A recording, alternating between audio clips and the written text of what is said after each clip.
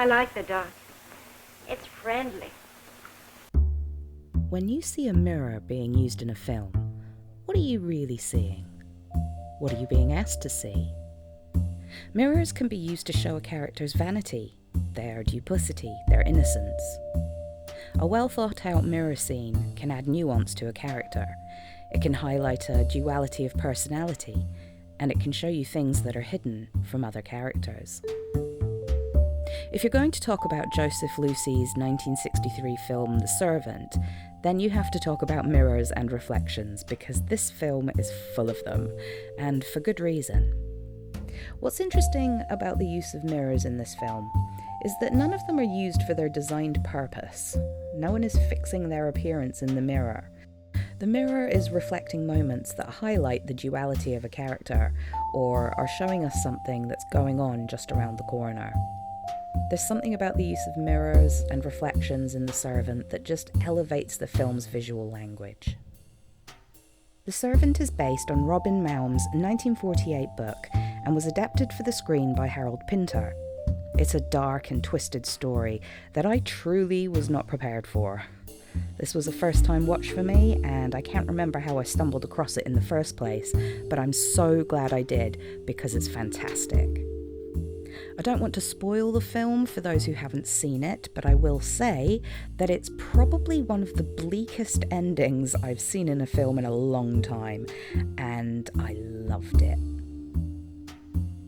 The Servant is the story of the relationship between a socialite, upper class, and let's face it, probably Tory, called Tony, who hires the northern working class professional man Barrett as his manservant. A gentleman's gentleman, if you will. Tony is about to move into a fancy Chelsea townhouse, and from the moment these two men meet, something feels a little off, a little uneasy, despite the apparent niceties. Barrett clearly has something going on. He's charming, but sinister, and the unusual friendship between the two men slowly unravels and becomes something far darker than I was expecting. The house, when we're first introduced to it, feels large and airy, but it's also empty. Once the ornaments and furniture come into it, the house starts to feel a little bit stuffy, and as the film goes on, becomes more and more claustrophobic and full of shadows.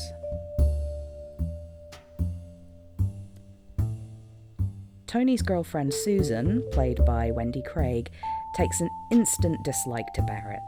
She feels he's unnecessary and a product of the old school. In a scene where Barrett interrupts a makeout session between Tony and Susan, it really solidifies her dislike of him. And for all her disapproval of his position and being hired, she also thinks he should know his place. Her performance in this is really great. I'm used to the Wendy Craig from Butterflies and, other random British TV things, and the tension between her and Bogarde is electric. Once Barrett is established in the house, he brings his sister, Vera, to come work for Tony too, and together the four of them start playing their games. I really enjoy the burst of energy that Sarah Miles, who plays Vera, brings to the film. She's really a breath of fresh air in this suffocating house. Director Joseph Lucy, is it Lucy or Lucy? Loosey-goosey. Is it loosey-goosey or goosey-loosey? Is it hyphenated? You know what? Don't tell me. I don't need to know. I'm not entirely sure how you say this man's name, so apologies if I'm wrong. Director Joseph Lucy was an American director who moved to the UK when he was blacklisted during the McCarthy era of anti-communist witch hunts. He was best known for his films The Boy with Green Hair, Modesty Blaise, and The Go-Between. But The Servant is so damn good, it should be right at the top of that list. Sadly, he was in poor health during the making of this film. He was so ill, in fact, that Dirk Bogarde actually took on the production, working as director, while Lucy spent 2 weeks in hospital. He gave Bogarde explicit instructions in minute detail, and luckily was happy with what had been shot in his absence, and no reshoots were required.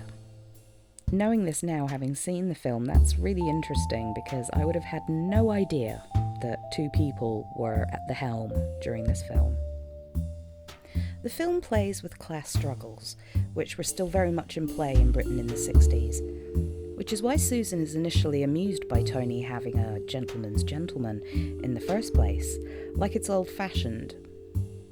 Which to a degree is true, and by the 70s it was almost completely gone, with the exception of royalty and the aristocracy, you know, the truly fancy. And of course we can't ignore the gay subtext between Tony and Barrett, particularly when the two men are living together in this strange with-nail and eye type relationship that plays out towards the end. Why don't you wash up occasionally like any other human being? Dare you? How dare you? The muscle men posters in Tony's room, the gender role reversal subtext is just fascinating to watch play out. Bogarde's performance is fantastic.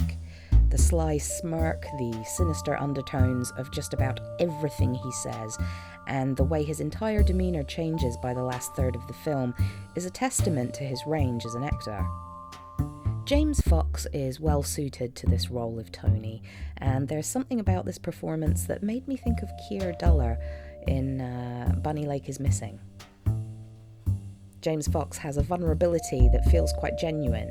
His alcoholism and how it's used against him is really quite pitiful, and he does a good job of portraying that.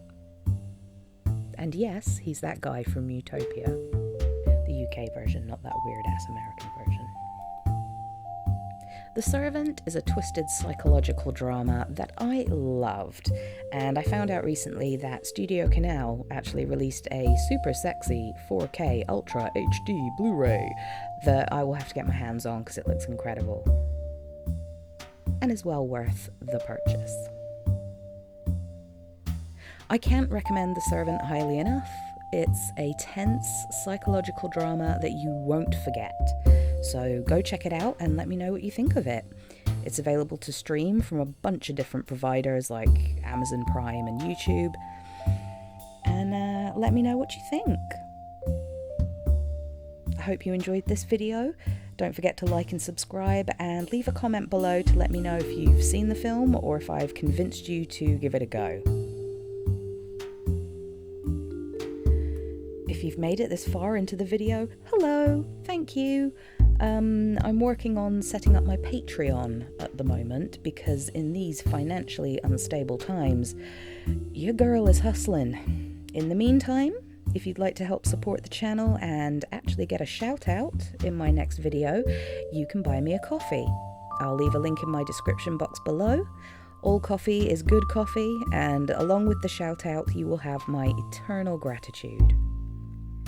Have a great day, stay hydrated, don't sweat the small stuff, and stay spooky.